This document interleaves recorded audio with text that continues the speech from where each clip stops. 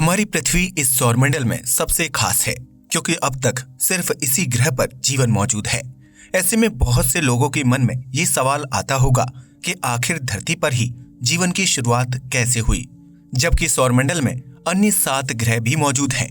अगर आप भी इसी सवाल का जवाब तलाश कर रहे हैं तो इस वीडियो को आखिर तक जरूर देखें, क्योंकि आज हम चलेंगे पृथ्वी के निर्माण और जीवन की शुरुआत के एक अनोखे सफर पर। पृथ्वी की उत्पत्ति और जीवन की शुरुआत। सूर्य से तीसरे नंबर पर मौजूद पृथ्वी को नीले ग्रह के रूप में जाना जाता है, क्योंकि इसके 71% से ज्यादा हिस्से में पानी ही पानी मौजूद है। पृथ्वी के अलावा किसी अन्य ग्रह पर अब तक इतनी ज्यादा मात्रा में पानी नहीं खोजा गया है, जो जीवन की उत्पत्ति के लिए सबसे महत्वपूर्ण तत्व माना जाता है। आपने कई बार सुना होगा कि जल ही जीवन है, लेकिन धरती पर यह जल कहां से आया होगा जिसने पृथ्वी को नीले ग्रह में तब्दील करके यहाँ जीवन की शुरुआत की थी? इस सवाल का जवाब जानने के लिए हमें आज से तकरीबन 4.6 अरब साल पीछे जाना होगा, जब ना तो पृथ्वी का अस्तित्व था और ना ही सूर्य का निर्माण हुआ था। आज से 4.6 अरब साल पहले हमारे सौरमंडल की जगह पर एक विशालकाय बादल मौजूद था, जो धूल के कणों, खत्म हो चुके तारों और हीलियम समेत अन्य गैसों के मिश्रण से तैयार हुआ था। इस बादल को वैज्ञानिक भाषा में नेबुला कहा जाता है, जो हमारी आकाशगंगा के चारों तरफ चक्कर लगा रहा था। बीतते समय के साथ गुरुत्वाकर्षण की वजह से उस बादल के केंद्र में धूल और खत्म हो चुके तारों के कण जमा होने लगे, जिसकी वजह से उसका तापमान दिन ब दिन बढ़ने लगा और परिणाम स्वरूप बादल सिकुड़ गया। ऐसे में एक दिन गुरुत्वाकर्षण और बढ़ते तापमान की वजह से नेबुला बादल में भयानक विस्फोट हो गया, जिससे बहुत ज्यादा मात्रा में हीट बाहर निकलने लगी। इस तरह हमारे सूर्य का जन्म हुआ, जो वर्तमान में सौरमंडल के बिल्कुल केंद्र में मौजूद है। इस विस्फोट से सूर्य का जन्म तो हो गया था, लेकिन इसके बादल के केंद्र में मौजूद धूल के कणों और चट्टानों से विभिन्न ग्रहों का निर्माण होना बाकी था। ऐसे में सूर्य के तेज गुरुत्वाकर्षण की वजह से अंतरिक्ष में घूम रही विभिन्न चट्टानें और धूल के कण आपस में जुड़ते चले गए, जिसकी वजह से बुध, शुक्र, पृथ्वी समेत अन्य चट्टानी ग्रहों का निर्माण हो गया। यह ग्रह सूर्य के गुरुत्वाकर्षण से जुड़े हुए थे, इसलिए अपने निर्माण के बाद सभी ग्रह सूर्य का गोल गोल चक्कर लगाते हुए परिक्रमा करने लगे। इसी परिक्रमा की वजह से ग्रहों का आकार गोल होता चला गया, क्योंकि चट्टानों और धूल से निर्मित ग्रह सालों तक अपनी धुरी यानी कि एक्सिस पर घूमते हुए अच्छी तरह से घिसकर गोलाकार हो चुके थे। इन्हीं ग्रहों में हमारी पृथ्वी भी शामिल थी, जो चट्टानों और धूल के कणों से निर्मित हुई थी। इतना ही नहीं, अपने शुरुआती दौर में पृथ्वी का रंग रूप बिल्कुल अलग था, जो आज के शुक्र यानी कि वीनस ग्रह से मिलती जुलती थी। पृथ्वी अपनी धुरी पर घूमते हुए आग के गोले के समान दिखाई देती थी, जो बीतते वक्त के साथ धीरे धीरे ठंडी होती चली गई। वैज्ञानिकों की माने तो पृथ्वी के निर्माण के समय उसकी सतह का औसत तापमान 1400 डिग्री सेल्सियस था, जबकि यहाँ ऑक्सीजन और पानी जैसे जीवनदायक तत्वों का नामो निशान तक मौजूद नहीं था। इस दौरान पृथ्वी पर लगातार उल्कापिंडों और क्षुद्र ग्रहों की बरसात हो रही थी, जिन्होंने पृथ्वी के निर्माण में अहम भूमिका निभाई थी। इन उल्कापिंड और क्षुद्र ग्रहों के टकराव की वजह से पृथ्वी पर भयानक विस्फोट हो रहे थे, जिसकी वजह से पृथ्वी की सतह पर गर्म और खौलते हुए लावा की नदियों का निर्माण हो गया। पृथ्वी पर हो रहे इन विस्फोटों को हेडियन एरा के नाम से जाना जाता है, जिसकी वजह से पृथ्वी पर भारी और गर्म पदार्थ इकट्ठा हो गए थे। एक तरफ जहां पृथ्वी आग के गोले में तब्दील हो रही थी, तो वहीं दूसरी तरफ एक अनजान और विशालकाय ग्रह तेजी से पृथ्वी की तरफ बढ़ रहा था। आज से लगभग 4.5 अरब साल पहले एक थिया नामक ग्रह पृथ्वी से टकराया था, जो आकार में मंगल ग्रह से थोड़ा छोटा था। थिया ग्रह पृथ्वी से 12 किलोमीटर प्रति सेकंड की रफ्तार से टकराया था, जिसकी वजह से एक भयानक विस्फोट होता है। इस विस्फोट को द लेट हैवी बॉम्बार्डमेंट के नाम से जाना जाता है, जिसकी वजह से पृथ्वी की सतह का एक बड़ा बाहरी हिस्सा टूटकर अंतरिक्ष में चला गया था। पृथ्वी के उसी टूटे हुए हिस्से से हमारी चांद का निर्माण हुआ था, जिसके कण अंतरिक्ष में कई सालों तक आपस में जुड़ते रहे और इस तरह पृथ्वी को अपना इकलौता उपग्रह मिल गया था। हालांकि अपने निर्माण के शुरुआती दौर में चंद्रमा पृथ्वी के बेहद करीब था, जो पृथ्वी की परिक्रमा करता रहता था। लेकिन बीतते समय के साथ चांद पृथ्वी से दूर होता चला गया और उस पर उल्कापिंडों और क्षुद्र ग्रहों की बारिश होती रही, जिसकी वजह से चांद की सतह पर गड्ढे बन गए जो पृथ्वी से देखने पर काले धब्बों की तरह दिखाई देते हैं। आज से लगभग 4 अरब साल पहले पृथ्वी पर मौजूद ये सभी गर्म पदार्थ गुरुत्वाकर्षण बल की वजह से पृथ्वी के केंद्र में इकट्ठा होने लगे थे, जिसकी वजह से पृथ्वी की ऊपरी सतह धीरे धीरे ठंडी होने लगी और सारे गर्म पदार्थ पृथ्वी के केंद्र यानी कि कोर में इकट्ठा हो गए थे। इस तरह गर्म और धधकती पृथ्वी की सतह धीरे धीरे ठंडी होती चली गई, जबकि हेडियन एरा के दौरान ज्वालामुखी विस्फोट से निकली विभिन्न गैसों ने पृथ्वी के चारों तरफ वायुमंडल का निर्माण करना शुरू कर दिया था।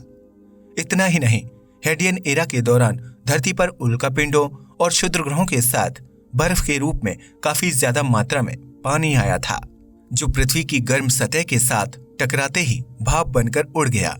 उसी पानी की भाप से पृथ्वी के वायुमंडल में बादलों का निर्माण हुआ था, जिन्होंने कई करोड़ साल तक पृथ्वी पर मूसलाधार बारिश की।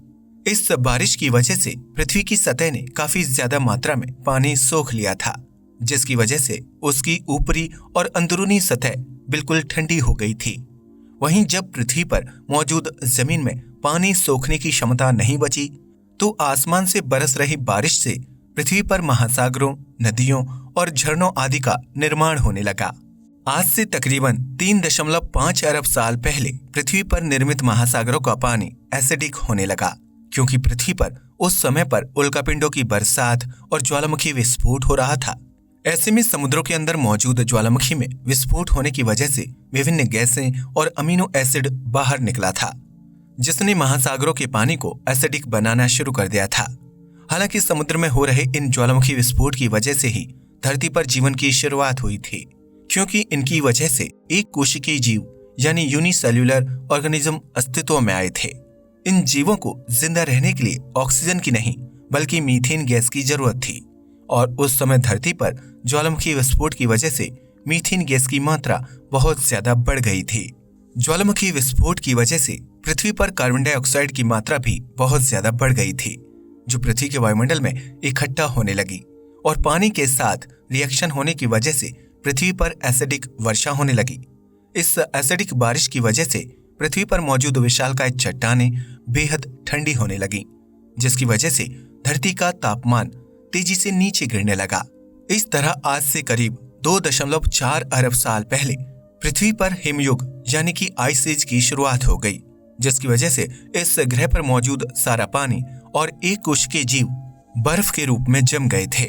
पृथ्वी पर बर्फ की सफेद और मोटी चादर बिछ जाने की वजह से यहाँ के ज्वालामुखी बिल्कुल ठंडे हो गए थे, जिसकी वजह से उस समय पृथ्वी का तापमान -60 डिग्री सेल्सियस से भी नीचे लुढ़क चुका था।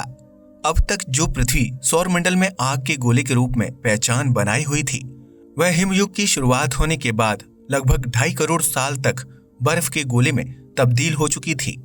लेकिन पृथ्वी पर बर्फ की मोटी चादर बिछ जाने के बावजूद भी समुद्रों के अंदर कहीं न कहीं जीवन पनप रहा था, क्योंकि उन एक कोशिकीय जीवों को बेहद ठंडे या गर्म तापमान से कोई फर्क नहीं पड़ता था।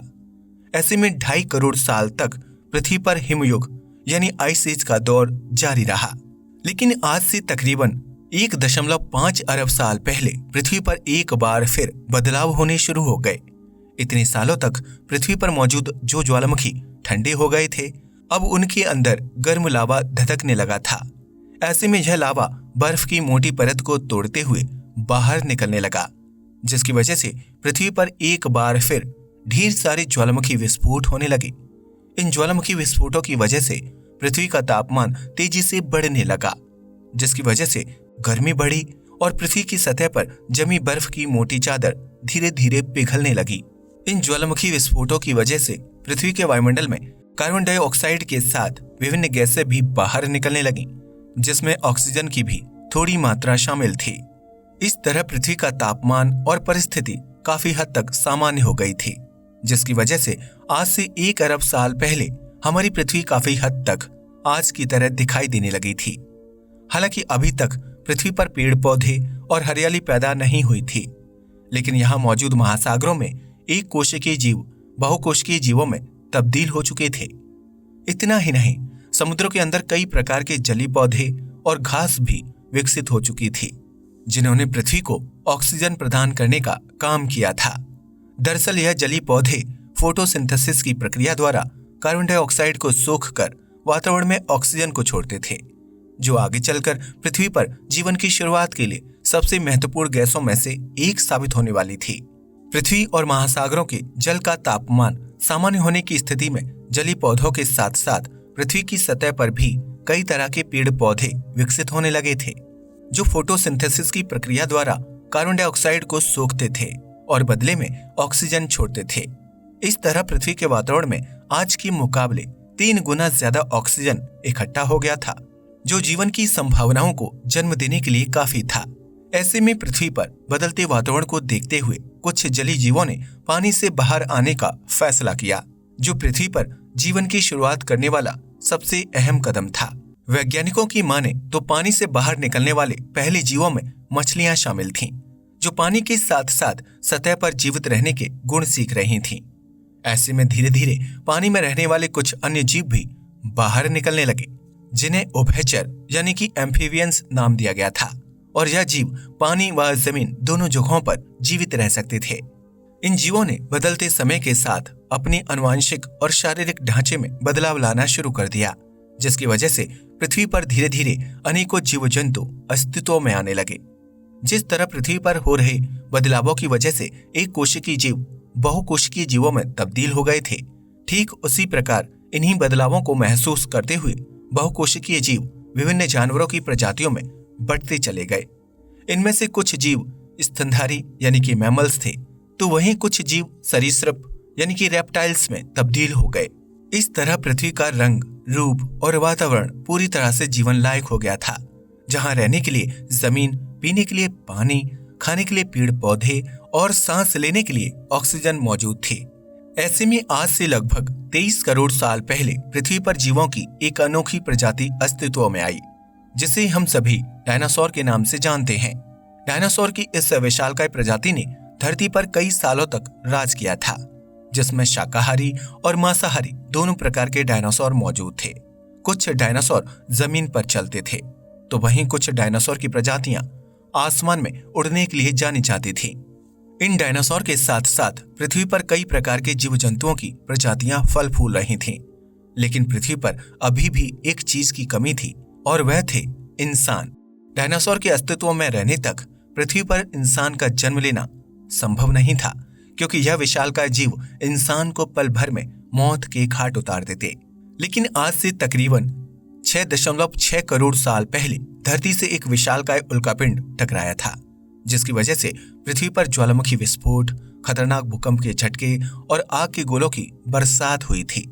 इस भयानक विस्फोट में डायनासोर की प्रजाति के साथ साथ कई करोड़ों जीवों का अस्तित्व भी हमेशा हमेशा के लिए धरती से मिट गया था। लेकिन इस हादसे में जमीन के अंदर रहने वाले जीव जिंदा बच गए थे। बीतते समय के साथ यही स्तनधारी जीव यानी कि मैमल्स जानवरों की विभिन्न प्रजातियों में विकसित हुए, जिसमें बंदर और चिंपैंजी जैसे जीव भी शामिल थे। फिर यही जीव भोजन की तलाश में एक जगह से दूसरी जगह यात्रा करने लगे, जिसकी वजह से उनमें शारीरिक और मानसिक बदलाव होने लगे। इस तरह बंदर पहले एक समझदार जीव और फिर आदिमानव में तब्दील हो गए, जिसके बाद पृथ्वी पर इंसान के अस्तित्व की शुरुआत हुई। इस तरह पृथ्वी पर एक कोशिकीय जीवों की वजह से जीवन की शुरुआत हुई थी, जिसे आगे बढ़ाने में ज्वालामुखी विस्फोट से निकली गैस और जली पौधों द्वारा बनाई गई ऑक्सीजन की अहम भूमिका थी।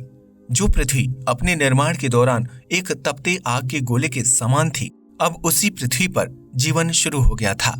इस जीवन को बनाए रखने में सूर्य और चंद्रमा की भी अहम भूमिका है, क्योंकि सूर्य की रोशनी और गर्मी की वजह से पेड़ पौधों को भोजन बनाने और ऑक्सीजन का निर्माण करने में मदद मिलती है। वहीं समुद्रों का संतुलन और लहरों का विकास करने में चांद की अहम भूमिका है, जिसके गुरुत्वाकर्षण बल की वजह से ज्वार भाटा का निर्माण होता है। तो इस तरह से हमारी पृथ्वी का जन्म हुआ था और उस पर जीवन की शुरुआत हुई थी। आज के लिए बस इतना ही। वीडियो पसंद आया हो तो इसे लाइक और शेयर करें, साथ ही चैनल को भी सब्सक्राइब करें। जय हिंद दोस्तों।